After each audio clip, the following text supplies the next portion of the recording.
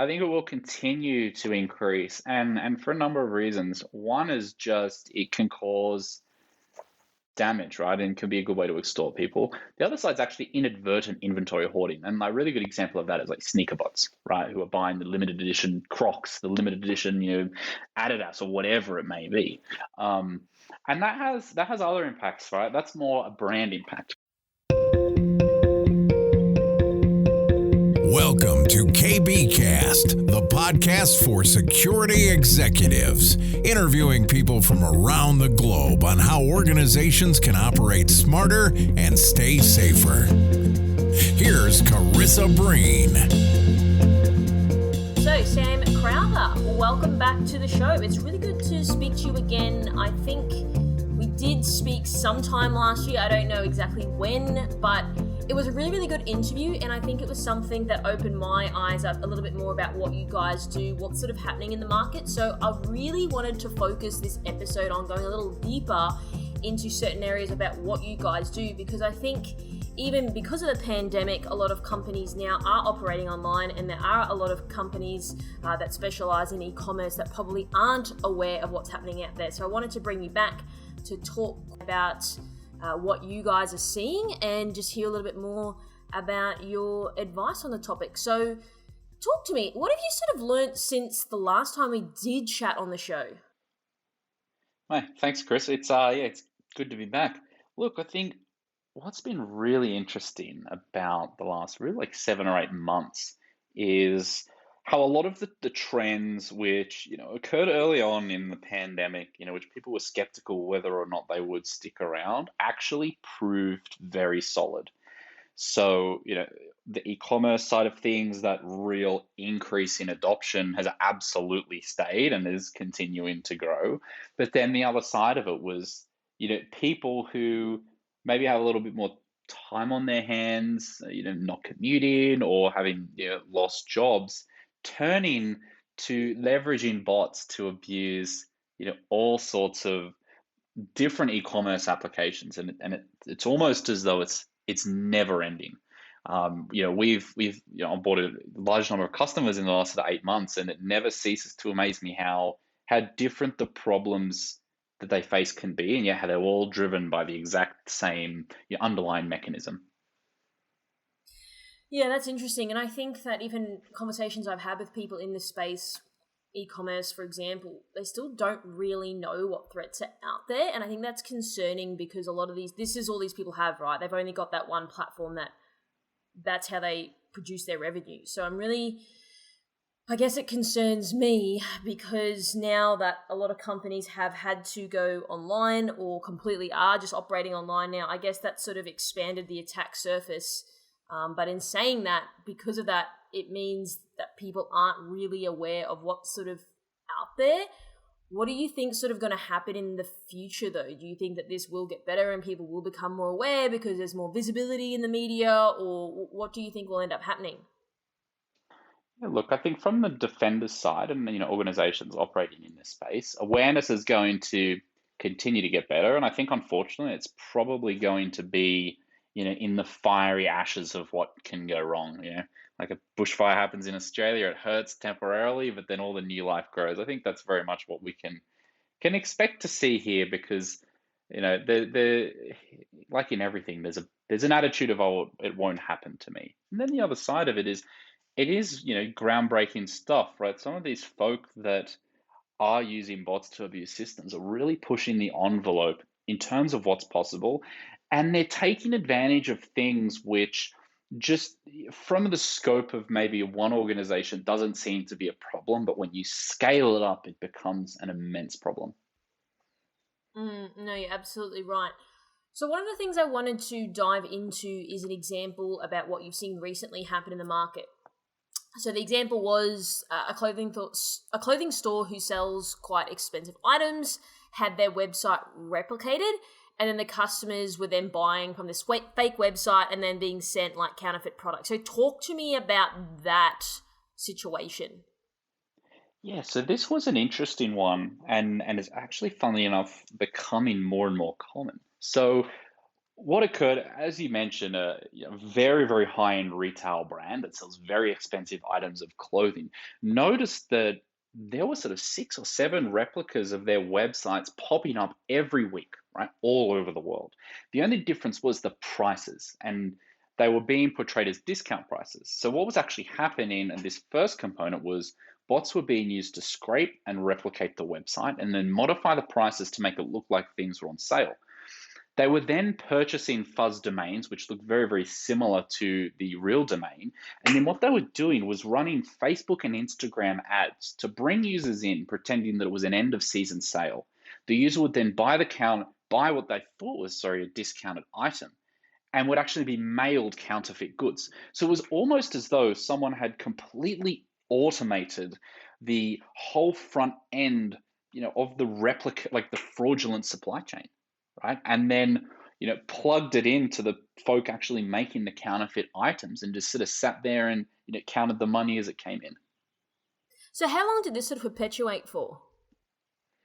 So they first realized this was happening early on in the pandemic, and we started working together maybe sort of in June, July of last year. So it was a number of months before they really became attuned to how bad the problem was. And then we found out through other organizations that we're working with that it was absolutely not just them that were seeing this sort of behavior. So for these guys specifically, how did they find out originally? Well, it was actually through customer complaints, and full transparency, I Oh, was one of the wow. customers that complained. So uh, I received an So you Instagram ad, and along complained. with many other people, absolutely not a complaint, just a hey, this doesn't seem right. And so I shared that with their security folk, and apparently a lot of other consumers had shared that with their customer support, and so that's how it actually bubbled up to their attention.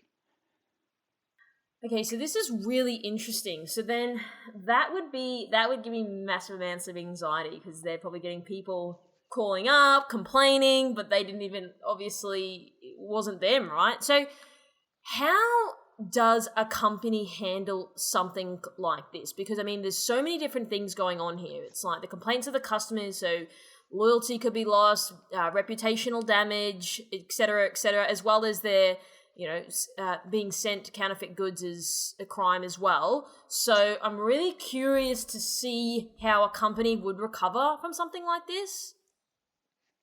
Yeah, so there were a number of steps they had to take, right, to sort this out. Firstly was getting really good at the domain takedown game. So they engaged a service which will look for, replica domains and then order takedowns with the hosting providers or the domain name registrars.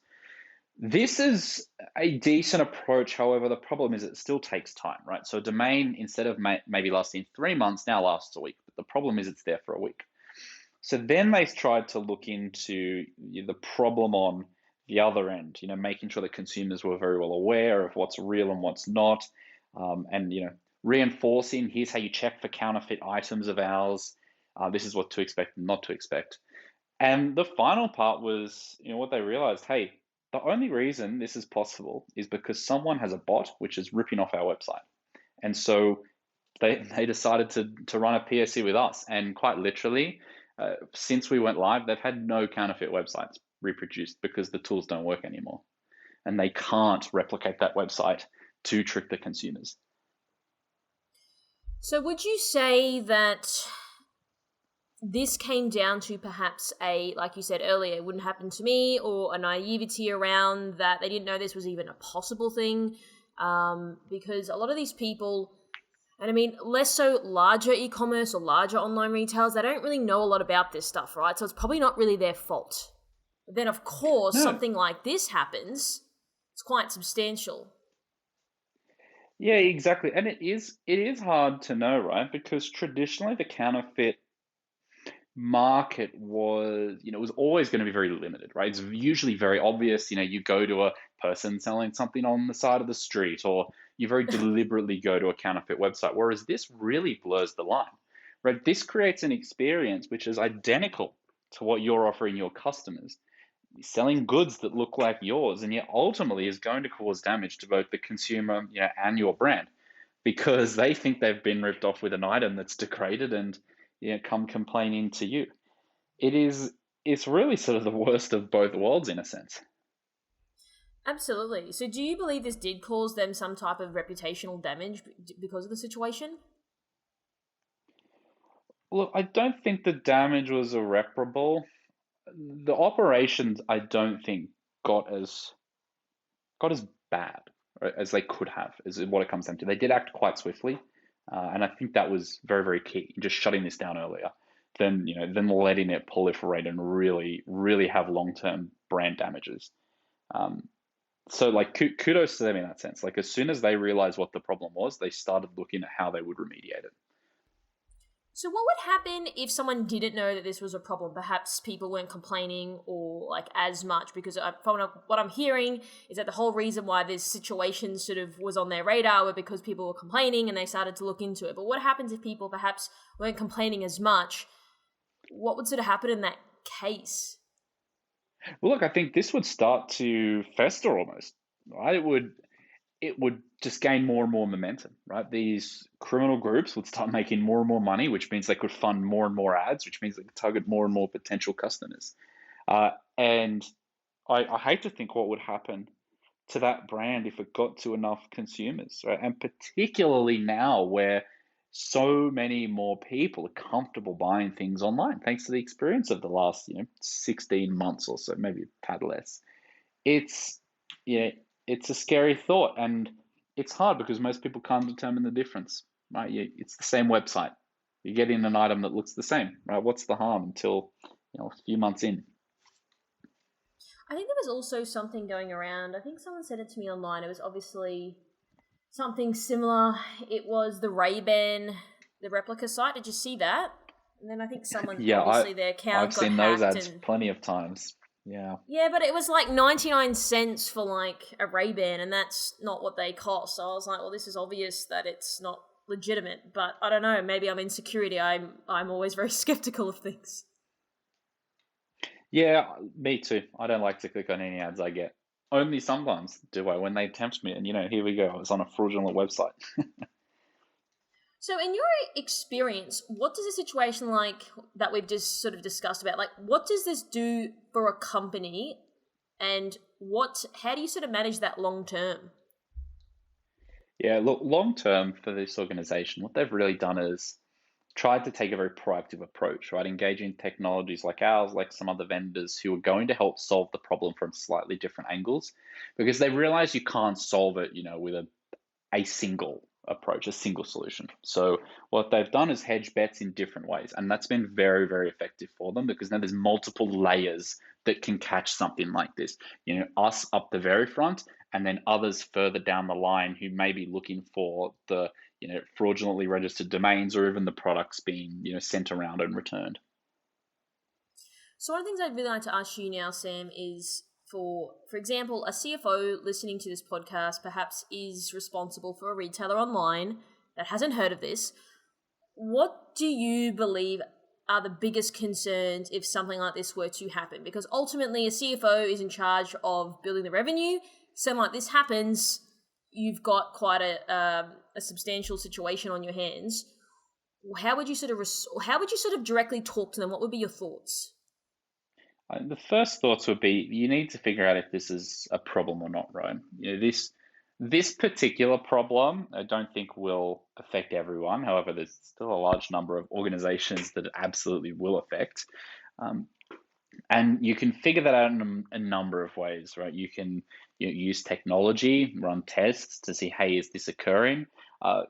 Look at what's coming through customer support and what's maybe bubbling up. It's probably the best way to figure out if this is going on. And then it's about, okay, how much of a problem is it causing? What's this costing? How do we want to go and solve it? Would you say that this type of problem probably affects more so high-end retailers? Because again, like no one's going to buy a counterfeit product of something that's not high-end, right? Well, not that I've heard of, but I'm just curious that they're probably the target for uh, this type of unfortunate situation sort of panning out.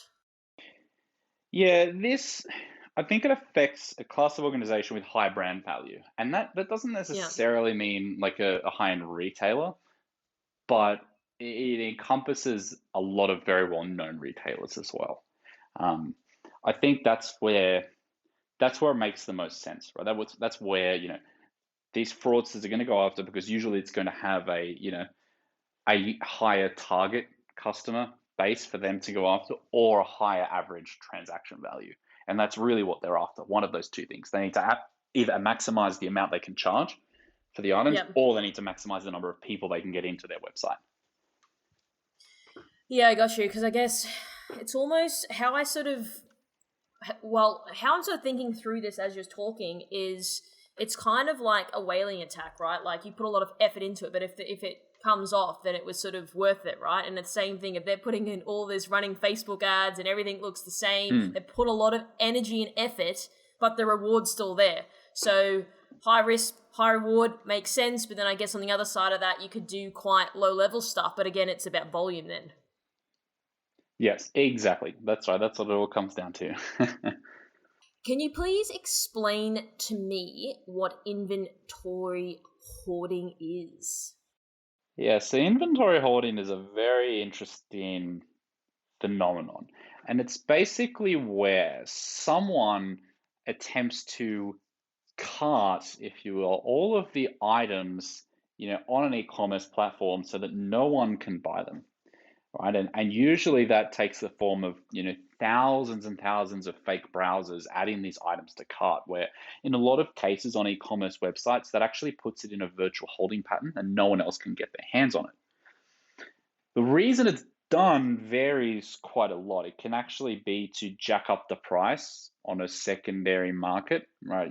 Think sneakers, or even, items with problems in the supply chain, like early pandemic hand sanitizer and toilet paper, right? Where you could sell something for a much higher price on the secondary market if you just make it look like there's no supply left. The other side can actually be almost like hacktivism, but yeah, maybe a little more malicious. So if you want to hold a retailer, hostage in a sense, what better way to do that than to tie up everything they are trying to sell online, right? And they can't sell anything to customers. So you don't necessarily take the whole website offline, but you effectively halt the ability for them to transact with any consumer. And those are, I guess, the two most common use cases we see for someone wanting to hoard inventory on an e-commerce platform. So on the second use case, would you say that's quite common? Do you see that happening a lot? And if so, can you talk me through how that would sort of play out?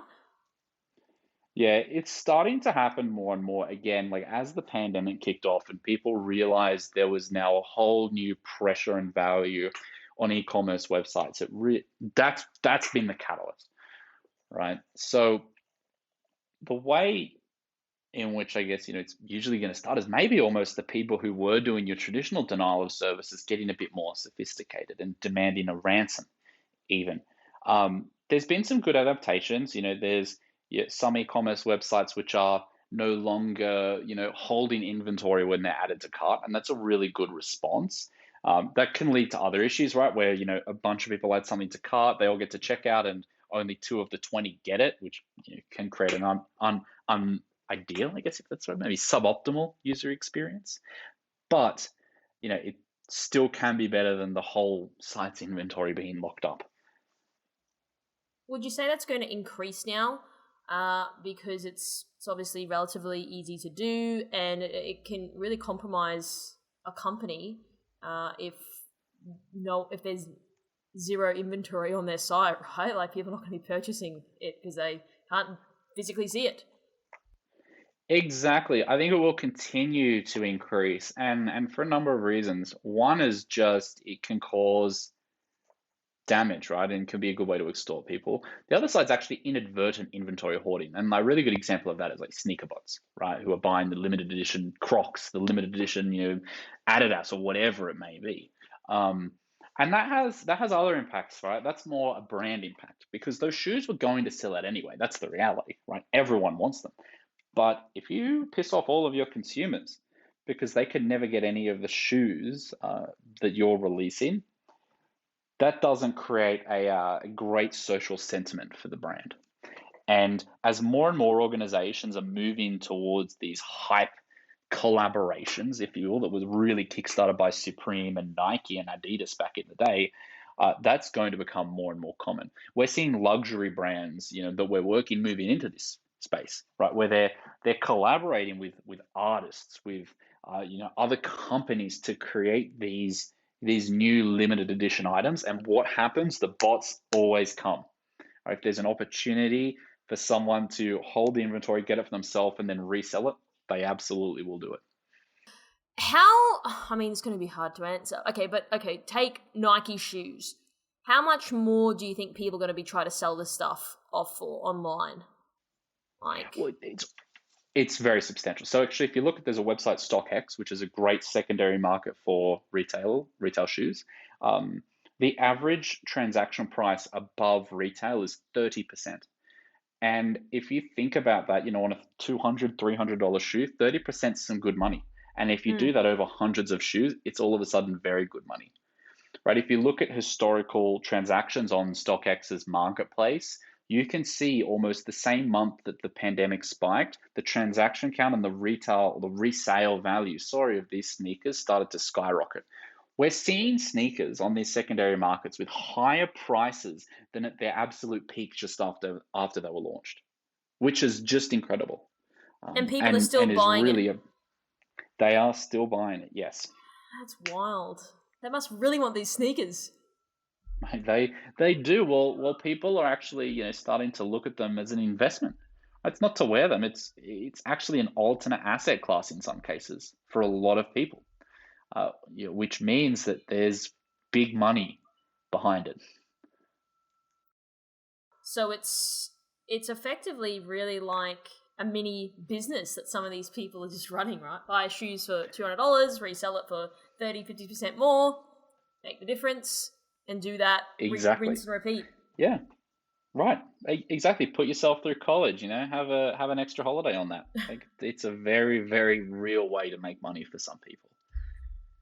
So, what is it just across the board with everything? It's becoming more and more across the board. I think the sneaker industry kickstarted that, or at least like the streetwear industry, but it's really spreading to all sorts of organizations and verticals, I guess. So one of the interesting things that when the pandemic did start to kick off and it sort of really permeated across the globe, you're right in saying like hand sanitizer, toilet paper. There were people online like trying to sell things, and I think even through eBay and stuff like that, you could actually then report people for obviously trying to sell things like 3 to 4 times the price. So I did see a massive spike in that as well. But don't you think that, for something so, well, it's not trivial, but it's a necessity, but this, it's quite a generic item that people were selling it. But that probably just came down to fear, right? That we don't have anything left. We now just need to buy whatever it's going to cost. Like, that was a serious problem, especially here in Australia. And I think that sort of set off a trend around the world about it. It's absolutely ridiculous. But I'm just curious to sort of know, like, do you think that retailers will get a bad rep? Because even if you go down like local pharmacy, like they were selling things for like double the price. Yeah, I think they will. And what's interesting in this case is the bots were just being used to arbitrage, price differences, right? There was a problem in the supply chain, which meant that, whoever gets there first holds one of a limited number of these items. And that's what they're doing. That's what bots are good at doing, getting in there before anyone else and doing things very quickly. And I honestly think this could actually spawn a bit of an interesting case where there are people watching different supply chains of all sorts of things around the world and actually use this to create arbitrage opportunities themselves. So do you think people are doing this as we speak? I think now it's calmed down a little bit, but it feels like a very logical next step from what happened early on in the pandemic for people to shift their focus a little bit and go, okay, what can we get our hands on that we can suck out, all of the inventory from some retailers and then sell it for a lot of money. And I guess from what I'm hearing from what you're saying is that you don't have to be some ridiculous hacker to be able to do this, right? Like you could probably do this. I mean, you could probably do it manually if you were really not technically savvy, but I think that this is something that anyone on the street could probably start executing, right? Yeah, exactly. This is the thing. It's a very, very low barrier to entry. That's concerning. It's not difficult to whip this sort of stuff up and cause some damage at the end of the day. So talk to me a little bit more about checkout abuse. So how does that sort of relate to like flash sales and limited edition drops? Yeah, so I mean, again, checkout abuse there's two sides to the coin, right? You can have the side, which is what we're talking about, where people are just using bots to buy things, right? They add them all to cart and then they slowly siphon them off out of the website. The other side is fraud, right? If you have 100,000 credit cards that you need to test, right? Let's say these credit cards have a lifespan of 4 days before they're going to get reported to the credit card provider and shut down. You've got to test them very, very quickly and then get them out to sell them. So what people will do is load them into bots that are designed to just purchase very, very low value things that don't look very suspicious, right? A $3 item and then just 100,000 checkouts, in the span of 20 minutes. If they fail, they fail. That doesn't impact the person running the credit cards, right? They just then get the ones that work and they sell them on. The retailer, however, has to deal with everything from all of the chargebacks, which can actually add up quite a lot. And particularly when you go over certain limits, the payment gateway providers can actually hit you with some pretty substantial fees. And we've seen this happen to organizations that we now work with. And the other side of it is then, well, there's a bit of brand damage, right? Because someone sees a fraudulent transaction to X brand. Okay, what's going on? This is now associated, in my mind at least, with that organization, my fraudulent credit card transaction. So when you said before, when you hit that sort of a threshold of how many transactions, what sort of fees, like does it sort of hike up quite like substantially once you hit a certain level? Yes, very, very substantially. It can very easily go from $1 for a failed chargeback to $10 per failed chargeback. So how does a payment gateway provider manage that? So if they know that obviously it was malicious intent behind it, do they just say, well, sorry, not our problem? We've still had to manage all of this for you, which still costs, so you wear the costs? Or is there some sort of middle ground, or how does that conversation really work? Look, this is all built into their contracts with their customers. So their customers are aware of what the consequences are when failed transactions occur. And it usually ends up on the retailer. And how does that go for some of these people? Well, when it's an unexpected $100,000, $200,000, $500,000 bill, doesn't tend to go too well. It's not a nice one to get in the mail. No. Is that sort of when they're kind of calling you guys up saying, help us? Usually, yes. We like to get there before it gets that bad. But we have had cases where it was going on for quite a while before they decided, okay, we need to really call someone because this is going to get even more expensive. I guess that sort of leads me to my next question. So what are the types of conversation we as an industry should be having with companies to ensure that at the 11th hour, they're not in dire straits? Sort of what you've just described here, right? And how are you guys at Kasada shaping those conversations to companies to avoid being in a position like you've mentioned basically the whole interview? Yeah, I think it all comes down to, first of all, education for organizations that may be newer in this space and haven't had the time to learn about what can go wrong and what things they need to keep an eye out for. And the second part's visibility, right? No one knows your business better than you.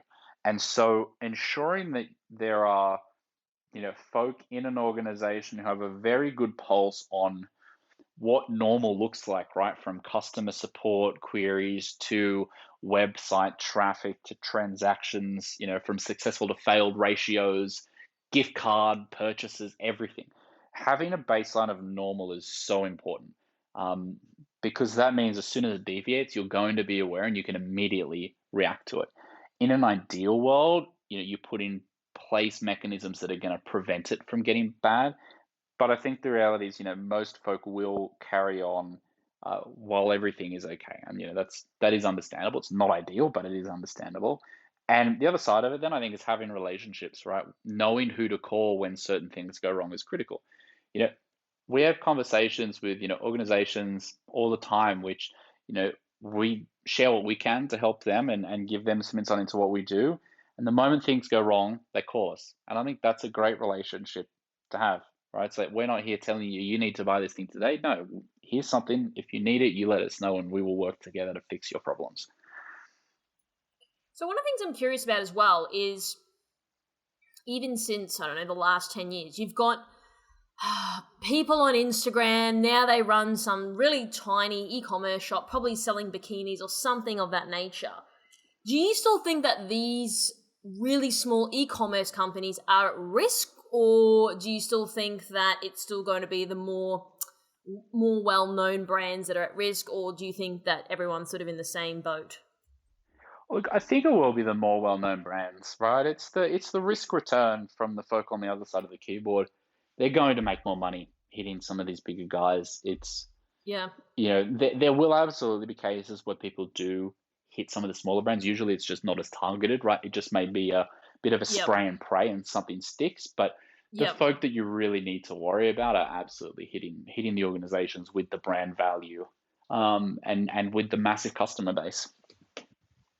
So there are a lot, even from a female perspective, there are a lot of large e-commerce sites that have been operating for a while. Would you say that they are well equipped? Because, I mean, I'm no real expert at e-commerce or anything like that, but just things that I've seen, like, do you think that they have this security sophistication to really combat a lot of what you've spoken about today? Because they've just probably been around for so long. They probably hit the e-commerce market when it was hot. They've built quite a substantial customer base. They're doing pretty well, but then they probably haven't really had to factor in things that you discussed today and security and all these types of things. Yeah, I think it sort of comes back to being a bit of an agile organization, right? And doing what you can to make sure that the moves you're making at that point in time are the right moves, and acknowledging that maybe something that was a good move, back in, today, a year or two ago, may not be the right move today. So can I ask, as of today in 2021, what are the right moves? What should people be sort of looking out for if they're listening to this podcast, they run an e-commerce company, they didn't know about any of the things you've just spoken about today? What would you say to them? Firstly, they need to make sure that there's folk within the organization, if it's not themselves, that have the ability to look at the different areas where problems may arise. And actually there is a channel for that to be, reported on and get to the right people who can then make decisions to prevent it. And the second will be proactive, right? It never hurts to, just test something out to see if there's a problem that you didn't know was hurting the business. And that is, I think, is a great position that a lot of more mature organizations tend to take, and it works out very well for them. So the more mature organizations are being quite proactive in that sense, would you say?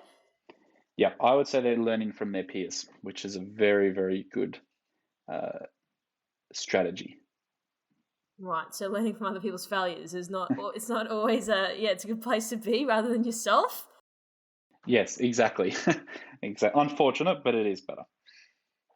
I always really like getting into these conversations with you, just how you explain things. You really do showcase the reality of situations. You don't sugarcoat it. This is how it is. If people want to reach out to you because they have a question that I didn't ask you today, how can they go about doing that? Well, heading to our website, kasada.io, and inquiring there is honestly probably the best place to do it, and we'll be more than happy to have a chat about some of the problems we can help solve and get to know your business a little better. And don't leave it to the 11th hour. Exactly. Awesome. Well, thanks again, Sam, and looking forward to getting you back. Thank you. I'm looking forward to it as well.